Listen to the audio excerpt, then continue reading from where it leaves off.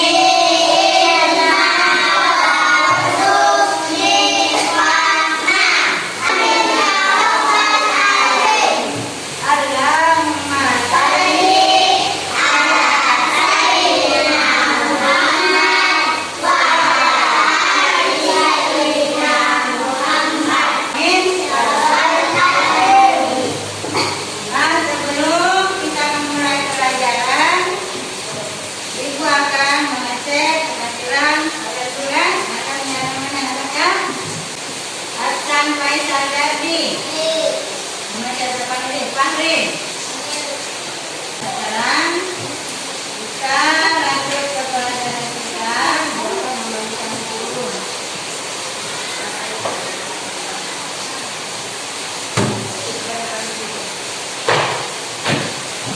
Kita buka halaman 24. Sudah siap?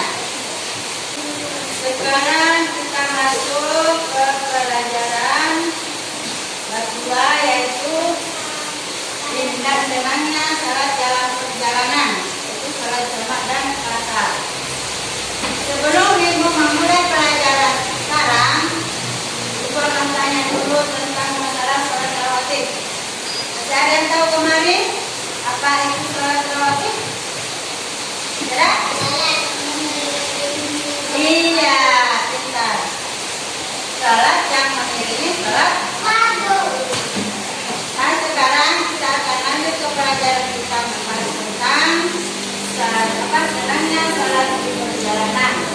Itu sholat jamak dan apakah anak-anak kalian tahu apa itu sholat jamak? Ada? Ada? Sholat jamak itu adalah menggabungkan dua sholat. Menggabungkan dua sholat dalam satu waktu. Contohnya, anak-anakku perhatikan slide yang ada di atas. Mudahnya sholat dalam perjalanan. Begitu mudahnya Allah memberikan keringanan kepada kita untuk melaksanakan sholat walaupun kita di dalam perjalanan. Coba perhatikan gambar yang ada di atas. Anak-anakku mungkin bisa memberikan pertanyaan mengenai tentang gambar yang ada di atas. Ada tahu?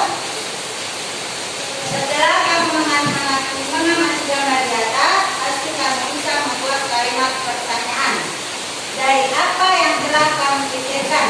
Coba tuliskan kalimat pertanyaan tersebut pada kolom di bawah ini. Apa itu? Coba ada yang bertanya. Apa yang sedang mereka lakukan pada gambar? Dan berjamaah.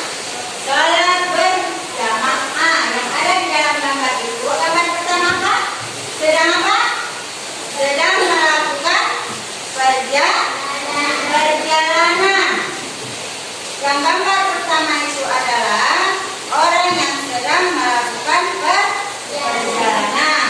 Nah, sedangkan gambar yang kedua itu adalah orang yang sedang sholat berjamaah. Gambar kedua itu adalah orang yang sedang melakukan salat berjamaah.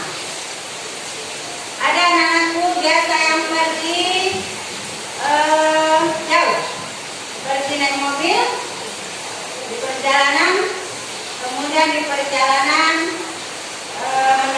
mendapatkan waktu sholat, mungkin tidak pernah lebih jarak jauh mereka ya.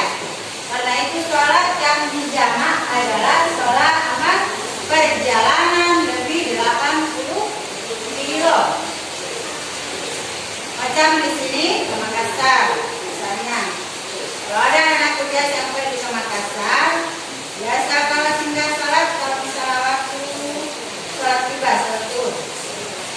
Nah, di sini kita membahas tentang masalah sholat jamaah. Apa tadi sholat jamaah?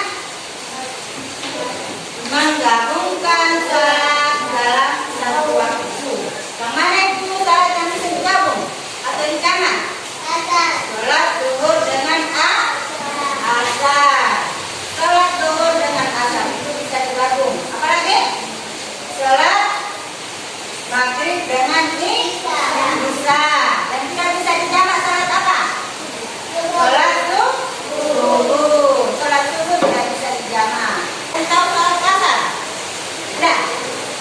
Sholat kasar itu adalah sholat yang dijamak dan dikurangi. Yang mana sholat yang bisa dikurangi? Saya tahu. Sholat zuhur dengan asar bisa dikurangi. Tapi kalau sholat maghrib dengan sholat isya hanya bisa dijamak.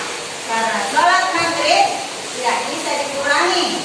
Yang bisa dikurangi hanya yang dari jumlah 4 rakaat. Yang mana 4 rakaat? Zuhur, asar dengan isya. Cuma itulah sholat yang bisa dikurangi. Subuh dengan maghrib tidak bisa dikurangi. Apa namanya sholat jamaah itu ada dua. Apa? Jamaah takbir dengan jamaah takbir. Sholat jamaah adalah sholat yang menggabungkan dua sholat fardu. Dan sholat jamaah itu terbagi atas dua, yaitu sholat jamaah takbir dan jamaah takbir. Yang namanya jamaah takbir itu menggabungkan dua sholat dikerjakan pada awal. Mana contohnya? Misalnya sholat zuhur dengan sholat asar. Kalau kita akan melakukan jamaah takbir, berarti kita sholat pada awal waktu masuk sholat zuhur, diambil waktu asar. Itu namanya jamaah takbir. Ngerti? Sholat jamaah takbir, sholat yang digabungkan. Misalnya sholat zuhur dengan sholat asar, tapi diambil pada akhir sholat, misalnya asar. Itu namanya sholat jamaah takbir. Ibu tadi sudah mengatakan sholat yang boleh dijamak adalah sholat zuhur dan asar. Itu pun kira-kira perjalanan menempuh waktu jarak kira-kira 81 km. Kalau misalnya ke sini dengan ke Marunda itu belum masuk. Jadi kita bisa sholat terlebih dahulu. Kecuali misalnya kalau kita melakukan perjalanan ke Makassar. Makassar kan sudah agak jauh. Jadi batasnya minimal itu perjalanan berjarak 81 km baru bisa melakukan sholat jamaah. Sholat jamaah itu adalah menggabungkan dua sholat pada satu waktu. Tapi kita bisa melakukan sholat jamaah atau sholat asar pada saat melakukan perjalanan. Kalau di rumah tidak boleh kita melakukannya. Kita tidak boleh menjamak sholat kalau kita berada di rumah. Nanti ada anak-anakku yang sholat menggabung saja sholat zuhur dengan asar supaya saya tidak sholat asar lagi. Tidak boleh. Tadi mengatakan sholat asar itu adalah sholat yang bisa digabungkan diringkas.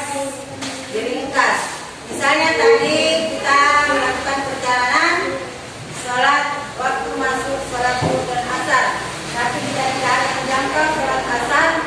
pengalaman kita tiba. Kemudian kita bisa meringkasnya. Kita bisa meringkas dengan mengurangi rakaatnya. Sholat zuhur yang tadinya 4 rakaat dijadikan 2 rakaat. Begitu juga sholat asar. Sholat asar yang tadinya 4 rakaat dikurangi menjadi 2 rakaat. Digabung sholat zuhur dengan asar. Sama-sama kita melakukan, tapi dikurangi rakaatnya. Bagaimana anakku? Sampai di sini sudah ada yang mengerti? Sudah mengerti tentang sholat jamaah? Sudah mengerti? Tidak ada yang mau ditanyakan? Nah? Tidak ada? Kalau ada yang belum mengerti atau masih ada yang ditanyakan, tanyakan. Jangan sampai nanti kalau itu jadi tugas, nanti akan ada tugas terakhir, tugas kelompok. Sudah? Ada pertanyaan sebatas sholat tadi pembahasan tentang sholat jamaah? Ada? Ada kan? Kalau tidak ada pertanyaan, baik Ibu akan lanjutkan membagikan tugas kelompok tentang sholat jamaah, pembahasan tentang sholat jamaah. Di sini kami. Di sini. Kelompok 1, 2, 3.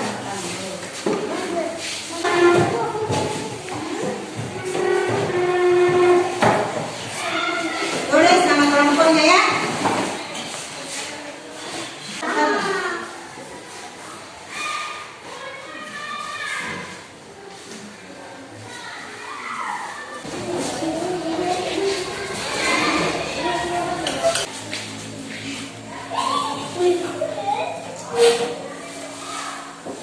Ya sudah. Yang kedua, kelompok 2. Masukkan. Ya. Kita yang ya. Ya, sudah. Ya, kelompok 3.